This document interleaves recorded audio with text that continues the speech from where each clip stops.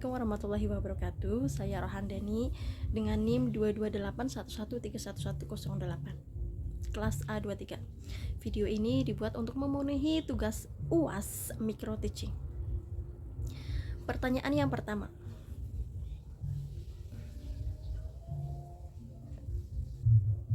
bagaimana menjadi pendidik yang ideal? Dan apa saja standar-standar primer untuk menjadi pendidik yang ideal? Untuk menjadi pendidik yang ideal itu merupakan suatu keinginan yang sangat bagus ya. Dan ada beberapa hal yang perlu dilakukan untuk menjadi pendidik yang ideal. Yaitu yang pertama, seorang pendidik itu harus mampu menguasai materi, mampu menguasai pembelajaran, agar saat terjadi proses belajar mengajar itu seorang guru tidak kaku, tidak bingung untuk menjelaskan kepada anak didiknya. Yang kedua, itu harus memiliki pemikiran yang kreatif dan inovatif. Selain harus menguasai pembelajaran, juga harus memiliki pemikiran yang kreatif serta inovatif agar saat belajar itu memiliki ide-ide yang bagus gitu. Dan seorang pendidik juga harus memiliki jiwa yang besar agar dapat membimbing peserta didiknya. Harus menjadi role model juga. Maksudnya role model itu kita harus memiliki sifat yang arif, bijaksana, lembut gitu, agar siswanya itu berkesan kepada kita, mau menghormati kita begitu. Selanjutnya prinsip-prinsip primer yang harus dimiliki. Yang pertama itu kompetensi akademik. Akademiknya itu seorang pendidik itu harus wajib, yaitu memiliki pendidikan minimal itu S1 sarjana. Yang kedua itu memiliki sertifikat pendidik. Kemudian selanjutnya dia itu harus mempunyai kemampuan pedagogiknya. Pedagogik itu berarti diantaranya menguasai pembelajaran, menguasai materi, mampu membuat alur pembelajaran dan lain sebagainya. Itu yang wajib dimiliki. Dan mampu menciptakan suasana kelas yang kondusif. Selanjutnya itu kemampuan sosial. Dalam sosial itu seorang pendidik itu harus memiliki komunikasi yang baik, mampu berkomunikasi yang baik, berkomunikasi dengan orang tua, berkomunikasi dengan peserta didiknya terutama, kemudian berkomunikasi dengan rekan sejawatnya.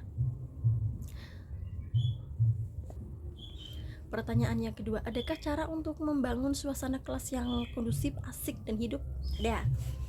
Caranya itu seorang guru harus yang pertama ya, menata ruangan agar seindah mungkin, tertib, bersih, indah, rapi, nyaman.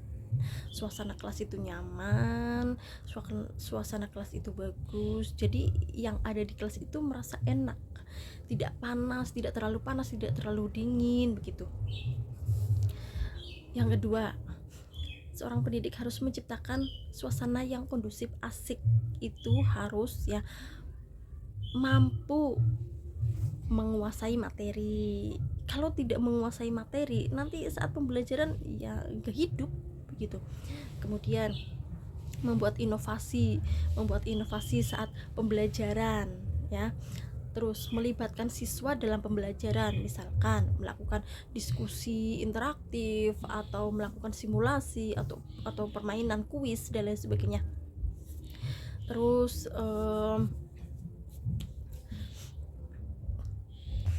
pertanyaan yang ketiga, bagaimana cara mengatasi anak didik yang tidak patuh atau dalam keadaan mode malas? cara mengatasi anak didik yang sedang dalam mode malas itu yang pertama ya, kita dekati dulu itu siswanya, kita tanya, kita pahami kenapa, apa penyebabnya, kenapa dia malas, kenapa siswa tersebut malas, kita pahami, kita selidiki gitu, kita ajak bicara, ngobrol baik-baik seperti itu, biar si siswa itu juga mengeluarkan unek-uneknya, saya begini bu, saya begini bu. Nah saat curhat lah gitu, nah kita bisa memberikan masukan yang bijak, yang baik, begitu. Kemudian untuk membangkitkan semangatnya lagi itu kita harus menciptakan suasana kelas yang kondusif, yang asik seperti yang tadi itu, seperti poinnya soal yang kedua. Setelah itu kita mengajak, melibatkan siswa agar masuk ke dalam proses pembelajaran, biar dia itu tidak bengong, tidak apa, ayo biar dibikin asik, begitulah. Yang keempat, apakah pendidikan formal di Indonesia sudah termasuk dalam kategori ideal? Ideal nggak ideal itu, pendidikan di dunia ini nggak ada yang ideal ya, semua punya kelebihan dan kekurangan masing-masing. Khususnya di Indonesia, menurut saya pribadi masih belum ideal karena satu, masih sering gonta-ganti kurikulum.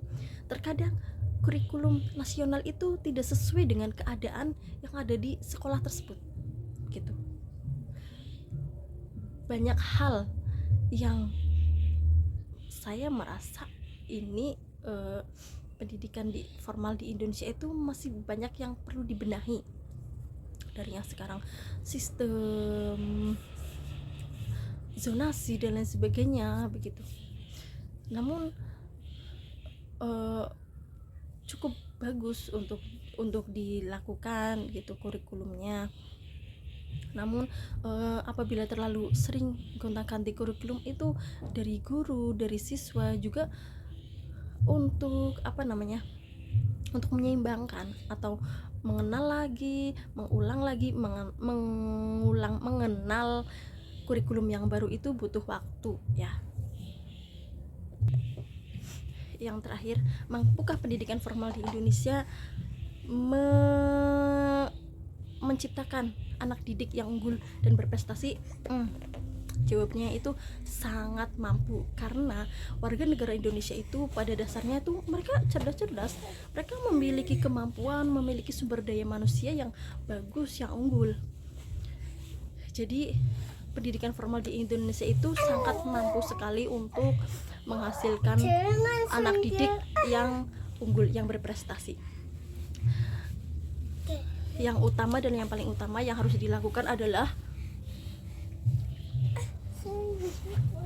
secara kolaborasi antara guru, siswa, orang tua, pemerintah dan lain sebagainya, itu harus bersatu, berkomitmen melaksanakan pendidikan yang bagus.